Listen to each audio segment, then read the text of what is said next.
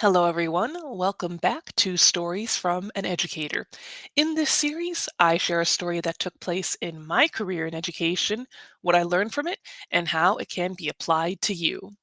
When I was on a walk recently, I did something I have not done since a time long past. I walked through a puddle. I had rain boots on, so my feet were protected.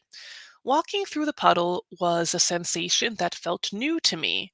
I know I must have played in puddles when I was a child, but I could not remember the feeling until I did it again. Children love to walk through puddles, to run everywhere, and to do other activities that as adults we may not have done for many years. So, what is the point of this story? Well, this action helped me to think and feel like a child again, even for a short period of time. It helped trigger my empathy for a mindset I had not used in years. You may not want to walk through a puddle, but think about the actions your own students enjoy. Maybe they like running down a hill, singing loudly, jumping, or driving in the car with their friends, depending on their age. Sometimes in teaching, it can help to rediscover the mindset of children and adolescents so that we can better relate to them.